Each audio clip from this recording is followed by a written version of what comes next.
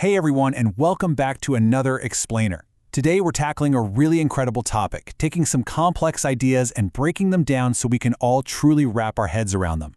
We are setting the stage for an amazing journey to explore Earth's most valuable planetary treasures. Specifically, we're going to be looking at the massive natural wealth found all across India. And look, this isn't just a dry geography or science lesson. This is literally about the foundation of our daily lives and how we interact with the planet we call home.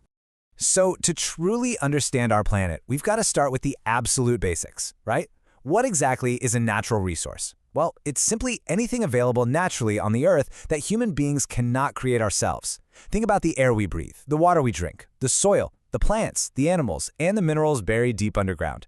They're often called the free gifts of nature, which is honestly a beautiful way to put it. These are the foundational building blocks we use every single day to survive. When you really stop and think about it, it kind of gives you a profound sense of awe for what the Earth just hands to us, completely free of charge. Here is our quick roadmap for today's Explainer. First, we'll cover Earth's free gifts. Second, unearthing mineral wealth. Third, India's diverse forests. Fourth, protecting India's wildlife. And finally, the call for conservation. All right, part one, Earth's free gifts. Let's figure out exactly how we categorize all these incredible planetary resources. Okay, let's dive right into this. You can basically divide all natural resources into two giant buckets. On one side, we have renewable resources. These are the inexhaustible ones. They're abundant and they replenish quickly over time. We're talking sunlight, water, air, and plants. But on the other side, we have non-renewable resources. And these are exhaustible. They exist in very limited quantities, and once we use them up, they cannot be replenished easily. This includes fossil fuels like coal and petroleum, plus minerals like iron and aluminum. Because they're finite, these are the resources that require our absolute careful management. Moving right along to part two, unearthing mineral wealth. Let's go deep underground to check out the geological treasures we extract through mining. When we dig into the Earth to extract mineral ores, we generally pull up two main types. First, you've got metallic minerals. As you might guess, these actually yield metals. They form the literal backbone of our modern industries. We can split these even further into ferrous minerals, which contain iron, like iron ore, and non-ferrous minerals, which don't, like gold and copper. On the flip side, we have non-metallic minerals. These don't yield metals. Things like mica and limestone fall in here. But crucially, this category also includes our fossil fuels, coal, petroleum, the stuff that generates the power running our modern world. And it's like a giant puzzle how this immense metallic wealth is scattered all across the Indian subcontinent.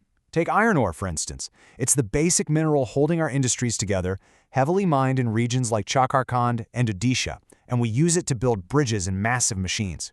Then you have copper, which is an amazing conductor of electricity. That's found in Rajasthan and Madhya Pradesh and is essential for all our electric wires. And of course, gold, prized for its beauty, mostly found out in Karnataka and primarily used for jewelry. It's honestly fascinating how very specific regions power completely different parts of our economy. Speaking of specific regions, we absolutely have to give a shout out to Odisha. Did you know Odisha is actually the largest producer of both manganese and bauxite in all of India?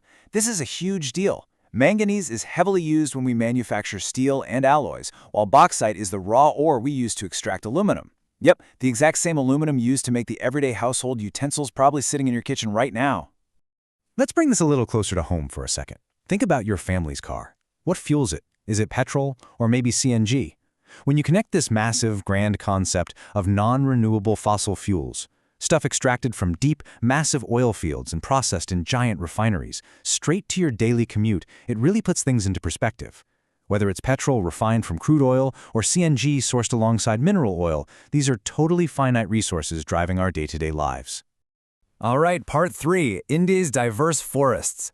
Let's shift gears from the underground minerals to the vital, living, breathing ecosystems above ground. We're talking about our forests, the lungs of the planet. Forests do so much heavy lifting for us. They check soil erosion, they control floods, and they literally give us the oxygen we breathe. But here's a bit of a wake-up call. Currently, only about 24% of India's land is covered with forests. The minimum required coverage just to maintain a healthy ecological balance is 33%. That means we're staring at a glaring 9% gap. And this isn't just some minor statistical hiccup. It's an urgent, serious shortfall that leaves entire regions super vulnerable to environmental deterioration. Now, because India's geography is so vast, we see some incredible forest diversity based on climate and rainfall. First up, the tropical evergreen forests. You'll find these in hot, humid areas with heavy rainfall. Because there's so much water, trees like ebony and mahogany don't all shed their leaves at the same time, meaning the forest stays green all year round. It's the perfect home for animals like the one-horned rhinoceros. Then we have the tropical deciduous forests, also known as monsoon forests. Here survival is all about timing. Trees like teak and sandalwood actually shed their leaves during the dry season to conserve water. This type of environment is the prime domain for large cats and deer. This theme of brilliant adaptability just keeps going when we look at extreme environments. In hot, dry areas like Rajasthan, we get thorn forests. Plants here, like the babool tree, have these crazy deep roots to find water and small leaves or thorns to stop it from evaporating. It's the perfect habitat for the super resilient camel. Contrast that with the coniferous forests way up in the freezing Himalayas. These are tall, cone-shaped trees with needle leaves. Think pine and deodar. The snow literally just slides right off them, and they provide amazing shelter for incredible fauna like the snow leopard. But honestly, one of the most wild examples of adaptability is the mangrove forests.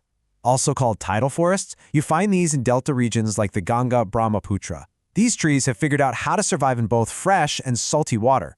And because the ground there is just ridiculously marshy, their roots literally grow upwards, popping up above the mud just to breathe. No way, right? In the Sundarbans of West Bengal, the famous Sundari tree thrives in this mess, and its wood is so tough it's expertly used to make boats. Let's move to part 4, protecting India's wildlife. Because, as we know, these forests are home to an incredible array of plant and animal species. But deforestation, the reckless cutting down of trees, is rapidly shrinking these habitats, putting the whole ecosystem in danger. To fight back against commercial hunting and massive habitat loss, the government had to step in. They established specific natural habitat reserves and put strict bans on hunting, which are absolutely crucial steps to save endangered species from being wiped out. India has set up some genuinely amazing sanctuaries. You've got Kaziranga in Assam, protecting the one-horned rhinoceros, the Gir National Park in Gujarat, which is famous for the Asiatic lions. Down south in Kerala, Periyar is a beautiful haven for elephants, and the Sundarbans in West Bengal provide a safe space for the majestic Royal Bengal tigers. By having these protected spaces, these animals actually have a fighting chance to live and thrive naturally. And that brings us to part 5, the call for conservation. This is our final, critical act for today. We've seen all the amazing things the Earth gives us, but now we have to make a shift. We need to go from being just consumers of these exhaustible resources to becoming their actual guardians. And look, the whole global community is waking up to this urgency. There's an important number to remember here: 17. Back in 2015, the United Nations adopted 17 Sustainable Development Goals. It was an urgent global call to action for every country on the planet. The core idea is pretty simple but powerful.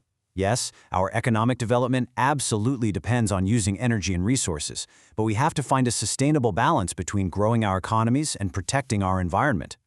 Overexploiting our minerals and forests, it just hurts everyone in the long run.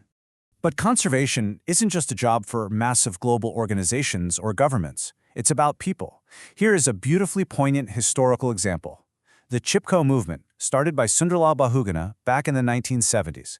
When their local forests were threatened by loggers, people literally hugged the trees to stop them from being cut down. The idea spread like wildfire. It just brilliantly illustrates the massive, undeniable impact that passionate, direct human action can have. It proves that caring for nature is deeply, deeply ingrained in who we are. Fast forward to today, and modern efforts are trying to capture that exact same spirit. Take Van Mahotsav, for example. It's an annual awareness campaign that happens every single July. It's not just about telling people to obey forest laws, it actively encourages everyone to get their hands dirty and directly participate by planting new trees. Because, let's face it, we're losing forests at a reckless pace. If we aren't planting new ones to replace them, grassroots participation is literally one of the only ways we're going to reverse this damage. So what does this all mean for us?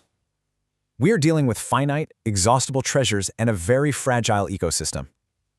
If our forests and minerals truly are these precious gifts from nature, and if, without them, our very existence is on the line, what steps are you going to take today to become a guardian of our planet? Whether that means conserving energy at home, reducing your waste, or maybe even going out and planting a tree, the power to protect these natural wonders rests entirely in our hands. I really hope this explainer leaves you fired up and eager to learn more about sustainable living. Thanks so much for hanging out and learning with us today, and we'll see you next time.